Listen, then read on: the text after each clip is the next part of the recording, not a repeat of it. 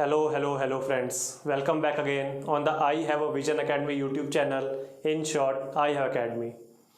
So in the previous class, I have forgot to teach you another concept. तो वहीं से start करते हैं. That is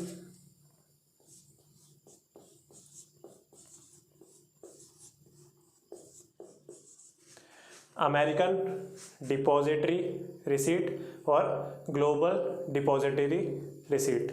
ठीक है, कंसेप्ट समझ लीजिए फिर तो आसानी है. क्या है ये चीज़?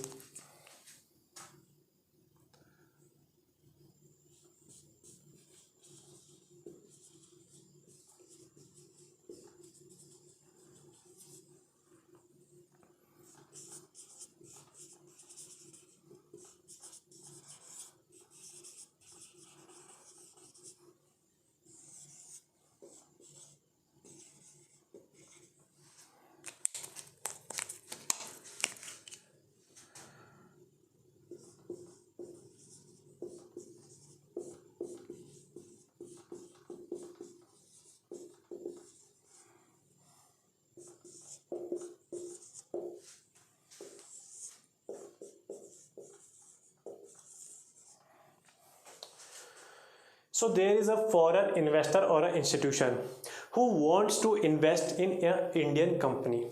या तो शेयर खरीदना चाहता होगा डेट में, इक्विटी में, कैसे भी.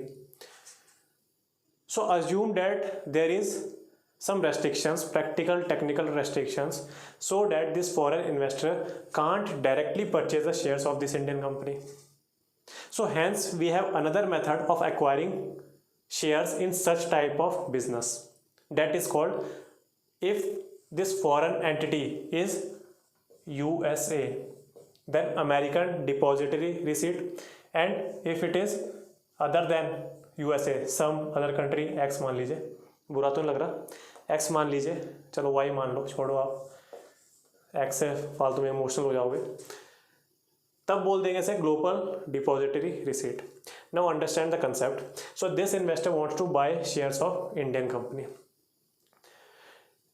Now this investor will tell this company that, dear company, Indian company, I want to buy your shares. So this Indian company will give some amount of its share to this depository bank. कोई भी commercial bank मान लीजिए जो कि India में है. And this depository bank will hold the shares of this Indian bank. Now this depository bank will pass the information to the depository bank in the foreign country that I am holding some shares of this Indian company. Understood? This investor will give money to this depository bank. This depository bank have the information from the Indian depository bank that some of the shares have been held by the side of this foreign investor on the accounts of this depository bank. किसके नाम पे? उसके नाम पे. इसके पास ये information है. Now putting this information in a practical terms, it will provide a acknowledgement receipt और script.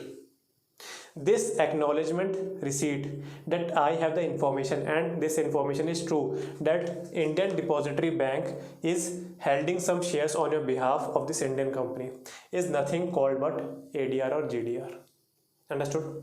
And the money will be transmitted in the same way.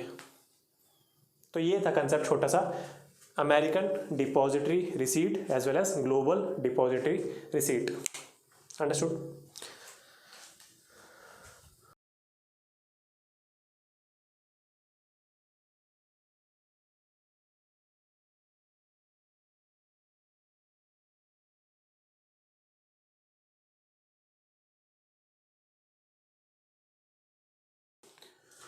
Now we will study two concepts.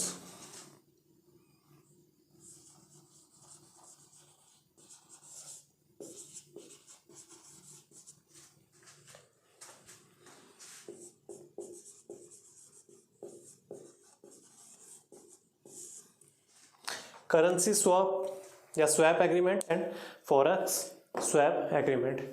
So let us focus on this. मान लीजिए nominal exchange rate $1 is equal to ₹70 है, ठीक है। This is USA, कोई भी country मान सकते हैं, एंड दिस इज अवर, ये कोई भी कंट्री नहीं मान सकते, हमारा प्यारा भारत ही होना चाहिए एक साइड तो, ठीक है। Now assume that there is some Indian company I1 who is doing have some physical presence in USA and it wants to take some loan. Why? To expand its business. Understood? Now the loan for the foreign entities in the USA is charging an interest of 9%. Whereas if the same loan is demanded by a USA company, they are giving it for 7%.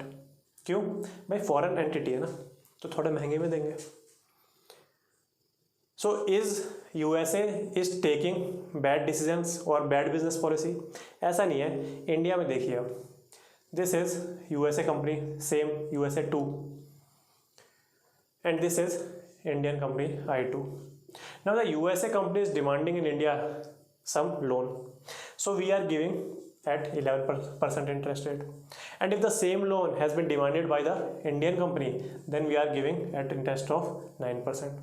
so ये भेदभाव, racism मान लीजिए, तो ये racism हर जगह देखने को मिलता है, ठीक है। कोई बैड बिजनेस पॉलिसी नहीं होती या डिस्क्रिमिनेटिंग बिजनेस पॉलिसी नहीं है, these are kind of general rules. Now Indian businessmen, not Indian businessmen, all over the world businessmen are very shrewd, very clever, very adept. Adept word पता है आपको? ADEPT, APT नहीं, EPT, देखना क्या है। So on the ground level, what are they doing? That this Indian company will approach this USA company, और USA company को क्या बोलती है, उसके मैनेजर को ले जाती है एक अच्छे से इंडियन शॉप पे, और दोनों चटनियाँ मिक्स करके लाल और हरी खिलाएगी। क्या? आज वड़ा पाव, समोसा नहीं, आज वड़ा पाव खिलाएंगे with some kind of modak.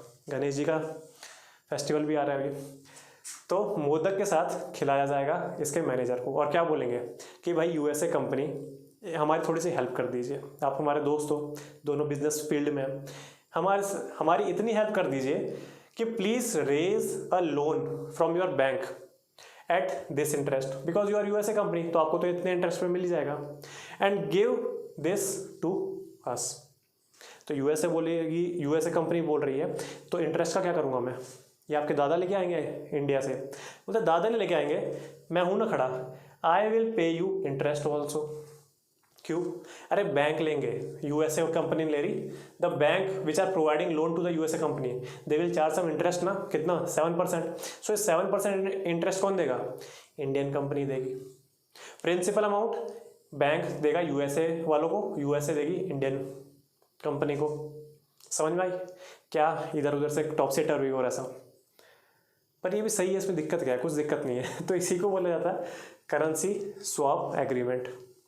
Understood?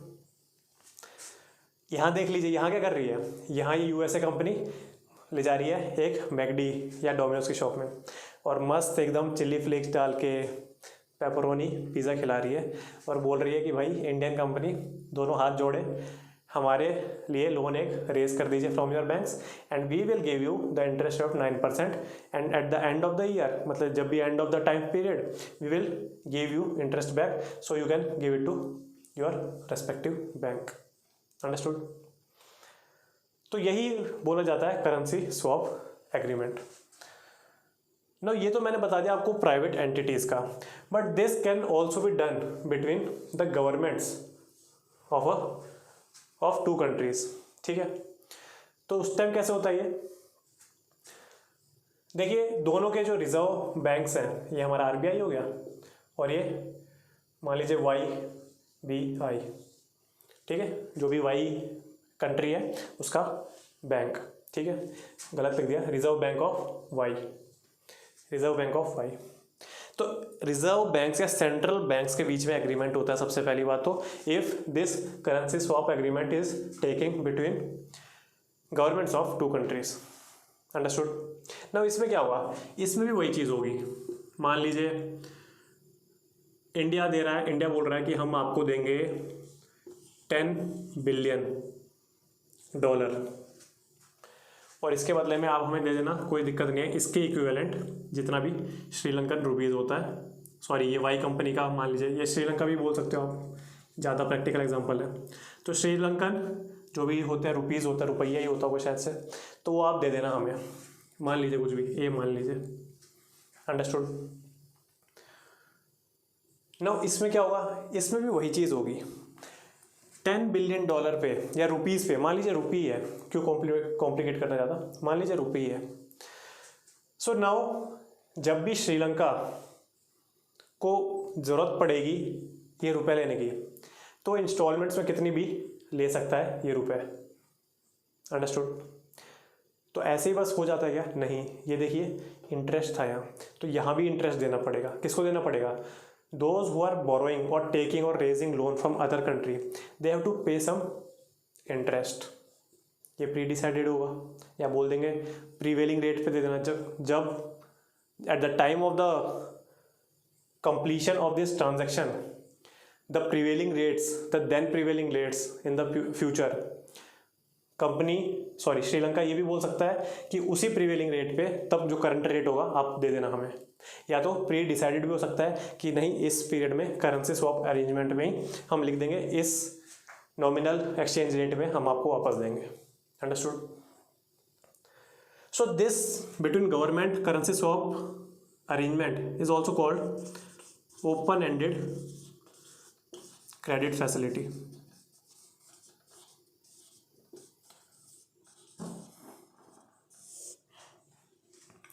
Y, because देखिए इंडिया जो ये डॉलर्स या रुपए दे रहा है to Sri Lanka, it is not mandatory on part of India to raise loan from Sri Lanka. दे तो श्रीलंका भी रहा है हमें, but it is on India's discretion to take that loan और नॉट। क्यों, बिकॉज देखिए जो भी लोन ले रहा है वो इंटरेस्ट तो पे कर ही रहा है, it means if India is giving some loan, so Indian RBI is taking some interest, and at the end of the completion of this business it will take the whole principal back. तो profit तो हो ही रहा है, profit तो हो ही रहा है। And same on the other side, अगर इंडिया नहीं ले रहा मान लीजिए और Sri Lanka is giving some loan to India, then Sri Lanka will charge some interest, तो श्रीलंका का प्रॉफिट हो जाएगा मान लीजिए। So it is kind of open ended credit facility. Whenever a country wants to raise loan from other country, he can do it, doesn't matter the second country wants to raise the same amount of loan from first country, understood.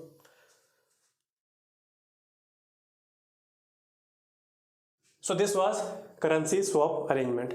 मैंने बताया कि prevailing risk पे भी हो सकता है ये, sorry prevailing rates पे भी हो सकता है, जो भी करेंसी स्वैप अरेंजमेंट में लिखा होगा उसी पे होगा। सो यहाँ पे कोई रिस्क नहीं है एक्सचेंज रेट का, ये भी याद रखना, अंडरस्टूड। ना हो क्या रहा था, ये क्यों जरूरत है, इसकी करेंसी स्वैप की जरूरत क्यों है। देखिए हो क्या रहा था कि in India we have current account deficit, we have current account deficit. So current account deficit से क्या हो रहा था, Indian rupee is getting depreciated, understood. Now as the Indian rupee is getting depreciated, मान लीजिए इन कंपैरिजन टू डॉलर्स, अच्छा तो फायदा किसको हो रहा है, अगर डेप्रिशिएट हो रही है या डिवैल्यू होगा इंडियन रुपी तो फायदा किसको होगा, एक्सपोर्टर्स को या इम्पोर्टर्स को। आई have told you in previous classes, तो सारी क्लासेस अच्छे से देखिए, एक्सपोर्टर्स को बेनिफिट हो रहा है, क्यों, बिकॉज उनको चीप में उनका जो सामान है वो चीपली दूसरे देश में इंपोर्ट हो रहा है, तो उन्हें फ़ायदा हो रहा है। तो नुकसान किसको हो रहा है, इम्पोर्टर्स को। It means importers have to give more dollars to the foreign manufacturers. तो डिमांड कौन कर रहा है ज़्यादा डॉलर की, so importers demand will be raised if this will happen, समझ में आ रही है बात है? Now the importers are demanding more and more foreign currency more than the exporters potential to give forex reserves to India. India में forex reserve कौन लाता है? एक्सपोर्टर्स लाते हैं. But as the rupee has been depreciated और devalued, exporters को फ़ायदा क्यों हो रहा है? क्योंकि वो लार्ज अमाउंट में, लार्ज वैल्यू में अपनी कमोडिटीज़ बाहर सेंड कर सकते हैं एट चीप रेट्स. बट उनको कम, डॉलर भी तो कम मिलेगा ना उससे, पर ऑब्जेक्ट पे डॉलर भी तो कम हो रहा है. समझ रहे हो आप बात? So the capacity of exporters to bring forex reserve in India is be मान लीजिए. But this importer demands is very much greater. किसकी? फॉरेन करेंसी की. क्यों? Because rupee has been depreciated. So importers are demanding more foreign currency to purchase their objects from the foreign country. तो this is much greater than demand of importers. Understood? अगला देखिए part. अब RBI can do two things. Firstly क्या करेगा वो? RBI can borrow dollars from the market. But if the RBI will borrow dollars from the market, तो क्या होगा? RBI has to give money to the market. So flow of currency कौन सी? Indian rupees की in the market will get increased. But ये देखिए क्या हो रहा है उससे. It is accentuating the conditions, the value, the depreciation of Indian rupees. Why? Because already there is high demand of dollar. It means the Indian currency is depreciating, and moreover to that we are infusing more liquidity, more Indian currency in the market. तो उससे क्या हो रहा है? उससे rupees depreciating more and more. That's why this certain picture currency swap will come into place. इसमें क्या हो रहा है? देखिए मान लीजिए श्रीलंका हमें ऑफर कर रहा है कुछ सम डॉलर, और हम उसे बोल रहे हैं कि हमारे इंडियन रुपी ले लो. तो अब क्या हो रहा है? Now the RBI has dollars. Understood? Interest पे करना पड़ रहा है, पर वो तो श्रीलंका को पे करना पड़ रहा है. अब आरबीआई ये जो डॉलर है अब ये देगा to the demand of importers. तो क्या बच गया? ये डायलीमा बच गया ये पूरा. So that's why, that is when the currency swap arrangement will take into practical form in such kind of conditions. और ये प्रैक्टिकल कंडीशन बताइए मैंने, ये जो करंट अकाउंट डेफिसिट से स्टोरी स्टार्ट की थी ना, ये प्रैक्टिकल कंडीशन थी. तो तभी हमने श्रीलंका के साथ भी किया है, आई थिंक यूएसए के साथ भी किया था, यूएसए या कुछ सब, सॉरी जापान के साथ किया था शायद से, देख लेना एक बार जाके. So time to time reserve bank of India will sign this currency swap arrangements from, और sorry, with different countries. Understood? आगे चलते हैं. Absorb this.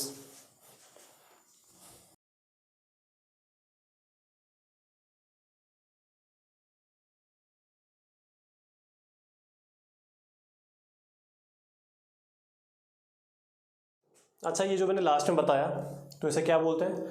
Out of market transaction. So this foreign, sorry, currency swap arrangement is kind of out of market transaction. अगर इन market करता तो ये क्या कर रहा है? आरबीआई जो बेच रहा है डॉलर, सॉरी, आरबीआई जो बेच रहा है रुपीज़, और सॉरी, आरबीआई जो बेच रहा है डॉलर्स और जो रुपी खरीद रहा है, तो उसमें क्या हो रहा है? उल्टा हो गया, सॉरी. आरबीआई परचेज कर रहा है डॉलर्स फ्रॉम द मार्केट, तो उससे रुपए जा रहे हैं. आप कंफ्यूज मत होना, मैं हो गया था. RBI purchasing dollars and infusing more money to the economy, hence accentuating this condition of depreciation of rupee. So ये सब इसीलिए हो रहा है because RBI is making in market transaction, but this currency swap arrangement is kind of out of market transaction. So तभी इसी पे असर नहीं आएगा. तो छोटे छोटे वर्ड्स होते हैं ना, ये एमसीक्यू में काम आएंगे आपके, ठीक है? आरटीपी जो रोड टू प्रीलिम सीरीज है उसमें भी हम देखेंगे. तो आउट ऑफ मार्केट ट्रांजेक्शन है currency swap. Open ended credit facility मिलती है इसमें. देन नो एक्सचेंज रेट और मार्केट रिस्क होती है इसमें. So these all are correct statement with regard to currency swap. बार बार में फॉरेक्स स्वैप आता है मुंह पे.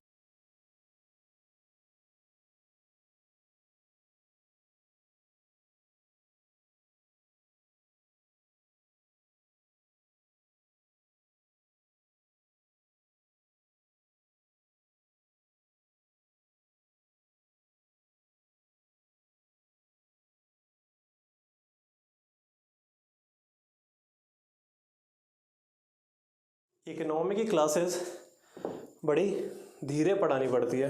क्यों? बिकॉज पहले टाइम में जो मैं कंसेप्ट समझा रहा हूँ वो आपके माइंड में ग्रिल हो जाएगा, ठीक है. बट अगर वो मैंने गलत एक भी जगह बता दिया तो गलत जो आपके सेट हो गया दिमाग में बड़ी मुश्किल से निकलता है. एक बार में तो सही है पर बहुत बार गलती हो रही है तो दिक्कत हो जाती है. So that's why I try to get into slow in this kind of concepts. Forex swap वही चीज़ है. मान लीजिए सेंट्रल बैंक है, आरबीआई मान लीजिए, सेंट्रल बैंक ही मान रहे हैं तो RBI is selling dollars to the banks.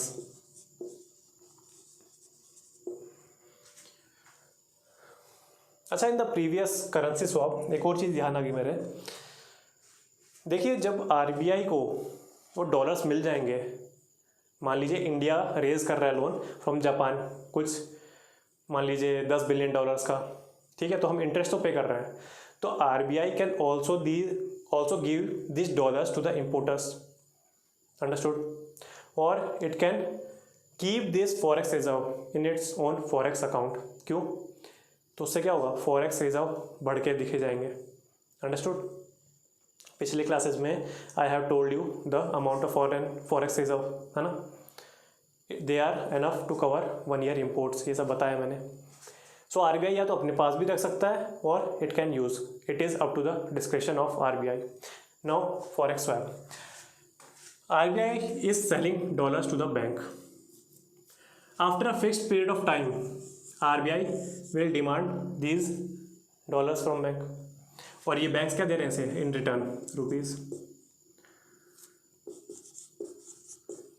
Now RBI at this condition, ये होने वाली है, आरबीआई को भी पता है, बैंक को भी पता है. In the near future when the time period of this business will expire, RBI will take its dollar back and give equivalent amount of rupees to the banks. तो ये सब होने वाला है, ठीक है. Now RBI is selling dollars to the bank. In return, banks are giving rupees to RBI. Now RBI is telling that whichever bank that will give highest rupees per dollar. एक तरह से अगर मैं सिंपल लैंग्वेज में बोलूँ तो RBI बोल रहा है जो भी बैंक सबसे ज़्यादा इंटरेस्ट मुझे देगा इन डॉलर्स के बदले, मैं उनको ये डॉलर देने को तैयार हूँ. And that is nothing called but forex swap. अब इसी को टेक्निकल लैंग्वेज में डिफिकल्ट वे में समझ लीजिए. आरबीआई बोल रहा है which ever bank will give me interest, not interest, whichever bank will give me more rupee per dollar, more rupee per dollar, तो उसी को मैं ये फॉरेक्स स्वैप अरेंजमेंट का अपना पार्टनर बनाऊंगा, understood. So at a future date when banks will return this dollars to the RBI, तो RBI भी मनी वापस उनकी दे देगा. कौन से रेट पे? जिस बैंक ने भी बोला है कि वो सबसे ज़्यादा रुपए देगा डॉलर के, अंडरस्टूड. तो this is forex swap arrangement. Now we will proceed to strategic disinvestment, और तब खत्म करके वो छोटा सा है, उसके बाद ये class finish. Observe this.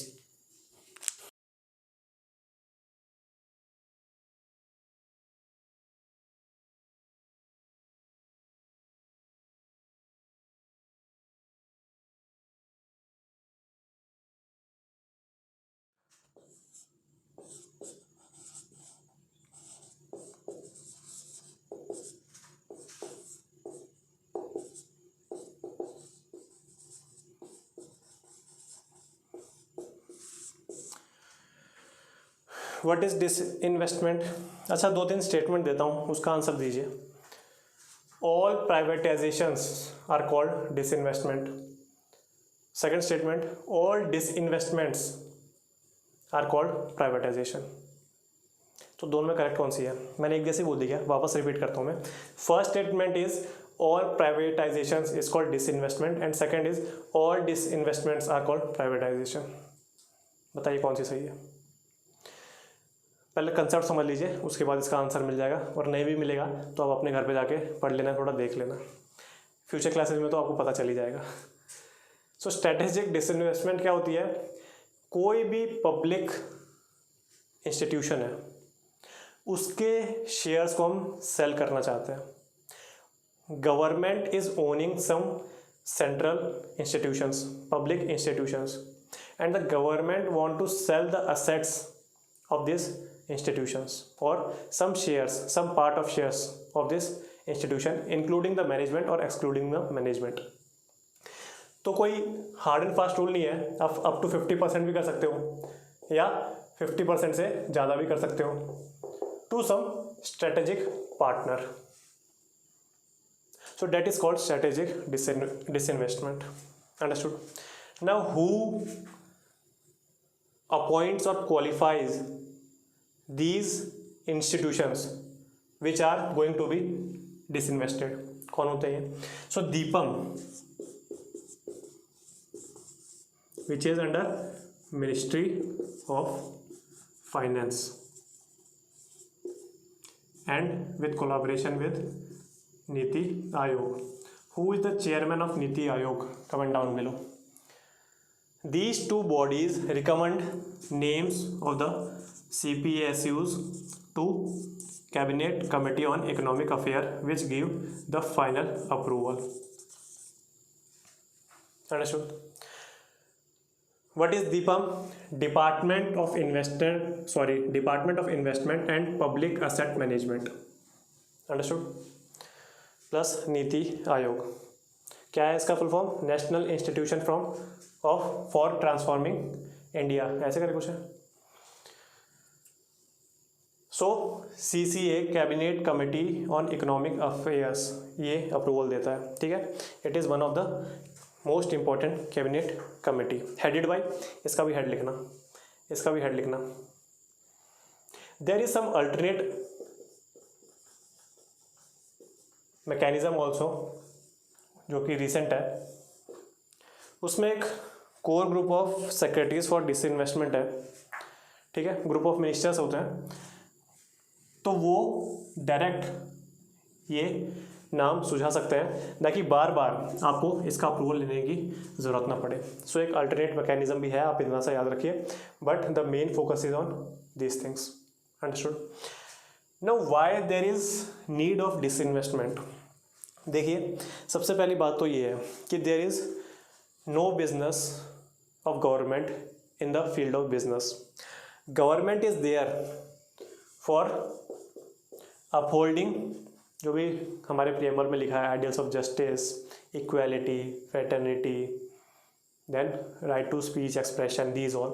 So government is there for upholding the ideals of our constitution, for providing justice, for supervising the optimal competition in the market. ठीक है, for the welfare of depressed classes. Understood?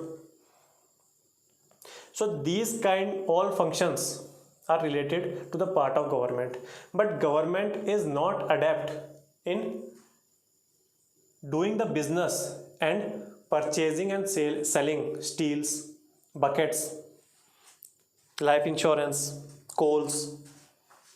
So government doesn't have this function, and neither do government has the expertise in managing these businesses. Understood? So सबसे पहली बात तो यही है, disinvestment का purpose ही ये है कि government has no business in business. So this was the first point. Second thing is, मान लीजिए there are some CPSUs which are not in profit making. They are annually making huge amount of losses, and these losses will be covered by our government of India funds, the taxes of the common people. तो ये भी दिक्कत है, गलत बात है. So that's why government will sell the shares of this loss making company. So that is a good thing. The third thing is the institutions, the central public institutions which are making profit, huge amount of profit for the government, but they are selling it. Why? One of the cause is to fulfill the lacuna of fiscal deficit, एक ये भी है. Understood? Moreover, मान लीजिए there is inefficiency in the administration of these CPSUs. So if the shares and management of these CPSUs are transferred to a private player will enhance the efficiency. How? Because firstly, private players are more efficient in general. हमने सब जगह ये experience किया है, क्योंकि वो profit oriented होते हैं. उधर ऐसा नहीं, उधर हायर एंड फायर का सिस्टम चलता है. और आपको पता है, एक बार गवर्नमेंट जॉब लग गई तो उसमें तो कुछ ऐसा हायर एंड फायर होता नहीं है. ठीक है, you will be permanent employees of government. So पहले तो ये डर है. So each individual will work on its optimum efficiency. तो ये पहली चीज़ हो गई. Second thing is these private investors will bring huge amount of capital, new technologies, and inculcate these technologies in the running the daily administration of these companies. तो इनका पूरा वो नक्शा ही चेंज कर देते हैं प्राइवेट इंस्टीट्यूशंस. और ये हमने देखा है, और हम आगे 10 से 20 सालों में ये हम देखने वाले हैं. कहाँ? बहुत ही क्रूशल इंफ्रास्ट्रक्चर फील्ड्स में. कहाँ? रेलवेज़ में. आपने देखा होगा अभी जो राजधानी का खाना है, I have recently travelled through a राजधानी. इसमें खाना अब कौन प्रोवाइड कर रहा है? Private members. आपने कुछ स्टेशंस पे एमिनिटीज़ भी देखी होंगी. कौन प्रोवाइड कर रहा है आजकल? Private players. सो धीरे धीरे पटरियाँ भी बिछ जाएंगी प्राइवेट प्लेयर्स की, और ट्रेन भी दौड़ेंगी. या क्या पता, these private coaches will give some amount to the governments and they will run their these coaches, private coaches on the government track. तो मतलब ट्रैक सारे गवर्नमेंट के रहेंगे, but there will be these private coaches running on that government track. तो ये सब बात की बात है. देखते हैं क्या क्या होने वाला है. So these are some of the reasons that we will require strategic disinvestment. Understood? Now all the disinvestment, अगर मैं गलत दूंगा तो मैं बाद में सही कर दूंगा. अभी if my mind is serving me right, all the disinvestment are called privatization. ठीक है, बट पूरा प्राइवेटाइजेशन कर दिया 100%, उसको डिसइन्वेस्टमेंट नहीं बोलते. डिसइन्वेस्टमेंट मतलब आप कुछ शेयर्स दे रहे हो उसको, चाहे आप 10%, 20, 50, 75%, ये सब आप एक कंपनी को शेयर्स दे रहे हो. Privatization means whole 100% you are selling the company. Understood? So all disinvestment are privatizations, but not all privatizations are disinvestment. Understood? Third point मैंने बताया, some of the companies are there which are generating huge amount of profit for the government of India, but then also government is keen to sell these companies. Why? Now there are some companies, to be honest, which are actually profit making, but there are some other group of companies which are not actually making profit, but on the sheets it has been written that it is making profit. So it is a fraud? No, it is not a fraud. Understand with the example of Coal India Limited. I think in 1973 coal has been nationalized. Understood? अच्छा, मैंने पिछले classes में आपको पूछा है क्या? पूछा हो तो ठीक है, आपको आंसर मिल गया. 1973 coal has been nationalized. Now Coal India Limited has given all the blocks of coal for the allocation, distribution among the industries which require coal. Government of India की कंपनी है, fully nationalized है. So Government of India decides the rupees or selling rupee on the or the price of the this block of coal. ठीक है, इतने सारे synonyms लगा दिए. तो price of block of coal कौन डिसाइड करेगा? Government of India. तो मान लीजिए ओरिजिनल जो कॉस्ट है माइनिंग कोल की, वो है 200 पर ब्लॉक. ठीक है, now the government will charge some taxes, तो यहाँ कुछ टैक्स लगा दिया, देन कुछ प्रॉफिट मार्जिन लगा दिया, देन मान लीजिए कुछ एम्प्लॉयज़ के लिए प्रॉफिट मार्जिन लगा दिया, कंपनी भी तो रन होनी चाहिए ना। So after applying all these the coal blocks are distributed in market on this selling price. Now of course there is the monopoly of Coal India Limited in the market. There are no private institutions, private competitors to this Coal India Limited, and all the blocks will be allocated or distributed by this Coal India Limited. Now this is the real life example, and that's why Coal India Limited is one of the, coal की field में बोल रहा हूँ, is one of the biggest coal company in the world, as well as the biggest profit making coal company in the world, but it is the most inefficient one in the world. Why? इस चीज़ से, क्यों? क्योंकि कोल India limited में मस्त आराम से corruptions हो जाएंगे, बहुत सारी चीज़ें हो जाएंगी, समझ जाओ आप. So actually it is making profit, but at what cost. समझ में आ गया आपको बात? So I think in this class यहाँ तक सही है. अगला क्लास शायद से बैलेंस ऑफ पेमेंट का है, तो बहुत ही टेक्निकल क्लासेस, मज़ा आता है. सीरियसली आप खुद ही देखना, जो भी टेक्निकल क्लास होती है वो ज़्यादा इजीली समझ आ जाती है, नहीं तो थ्योरी का फैक्चुअल चीज़ों का तो रट्टा कितना भी लगा लो. ठीक है. So if you are lacking this video, if your concepts are getting cleared, so प्यार में 2 बार लाइक मत कर देना, एक ही बार लाइक करना. Comment down below all the answers, share it with your friends and subscribe to I have academy YouTube channel. तब तक के लिए गुड बाय, जय हिंद.